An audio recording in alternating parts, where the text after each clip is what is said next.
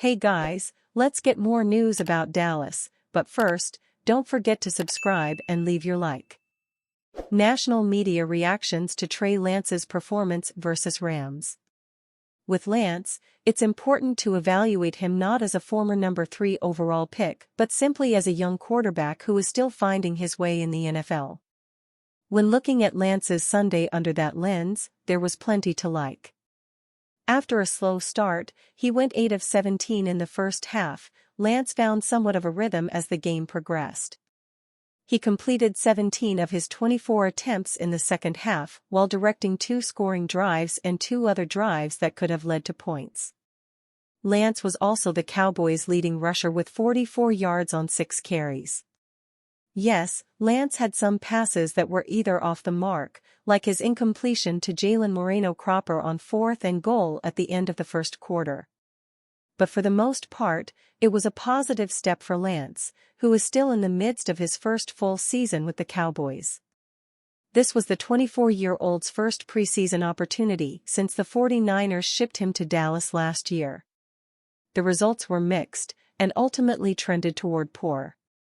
Lance had all but the team's first drive to work with, finishing 25 of 41 for 188 yards and no team touchdowns. He did make some impressive throws and riddled a few defenders on scrambles, 6 carries for 44 yards, to move the sticks. However, Lance too often missed passes badly, perhaps setting the tone for his day with a 4th down fade placed well out of bounds to waste his first drive. He was antsy in the pocket throughout and rarely on time. It's not ideal that he looked infinitely more dangerous running than he ever did throwing, nor is it that Cooper Rush showed more promise as QB2 in a rather short outing. 6 of the 8 drives Lance directed went for at least 8 plays, but he could not get the Cowboys in the end zone. Instead, they had to settle for 3 of Brandon Aubrey's 4 field goals. "Trying to get as much as I can with him," Coach Mike McCarthy said. "You want to see him running the offense at a high level. The footwork and some of the things we're asking him to do conceptually are new. We just need work. We just need as much time as we can. I know I say that every time I talk about him, but he's making good progress. He's definitely wired the right way. He's a great athlete. Just a lot of work to do."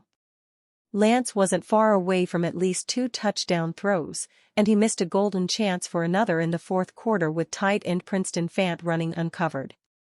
Lance was victimized by 4 drops, but he was also high on several throws that did not give his pass catchers much of a chance after the reception. Still, McCarthy liked enough of what Lance did. "I really liked his command," McCarthy said.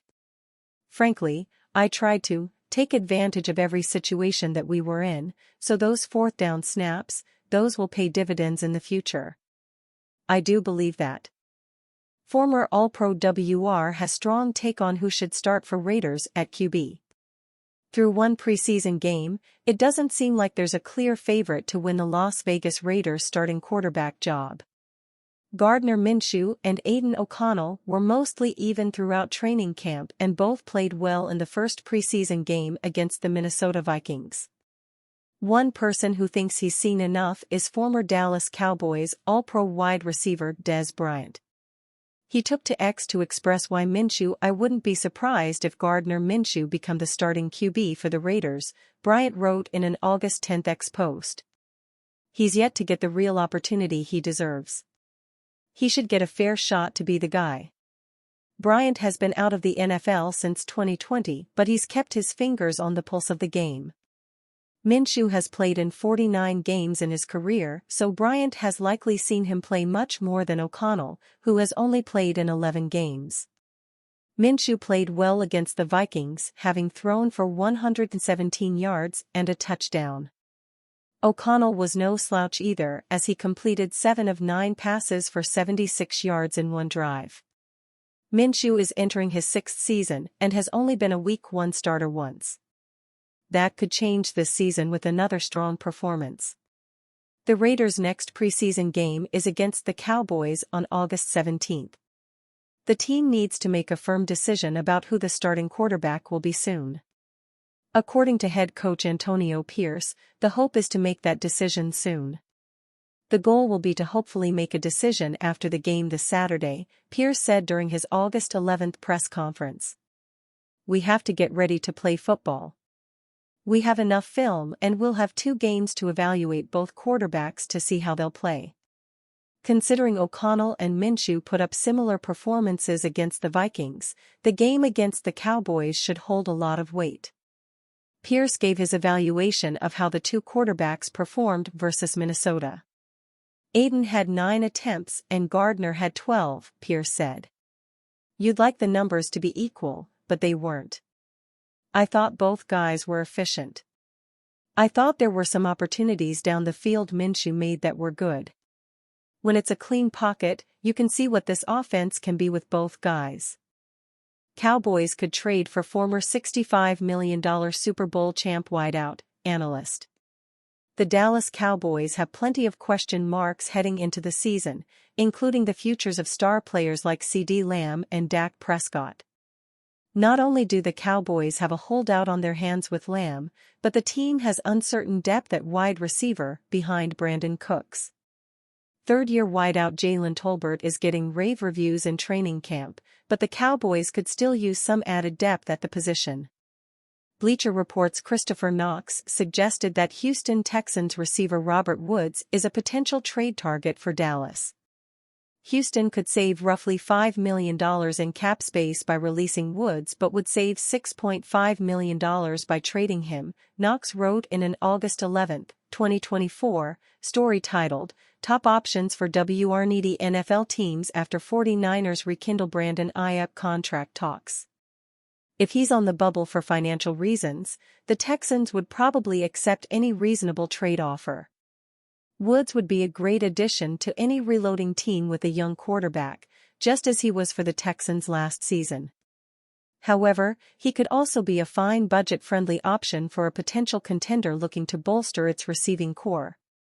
That includes Dallas, which has underwhelming depth behind Lamb. Woods is not exactly a flashy name, but all the veteran has done is produce during his career. The wideout was once one of the key parts of the Los Angeles Rams offense.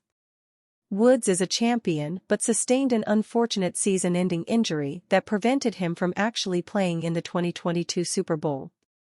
The playmaker played 9 games during the team's championship run prior to sustaining the season-ending injury in 2021.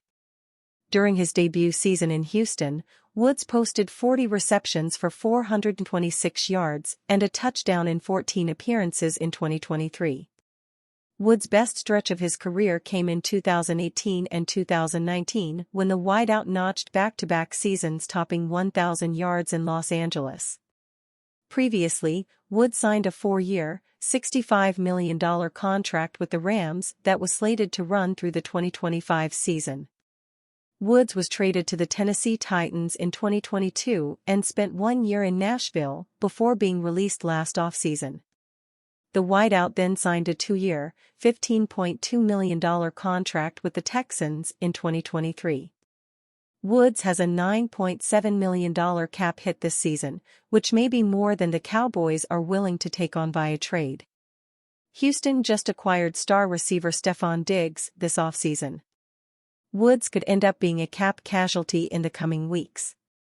The veteran's current price tag is not necessarily proportional to his production, even if the wideout could still be a key contributor. The Cowboys would be wiser to wait to see if Woods becomes available as a free agent rather than taking on the receiver's salary.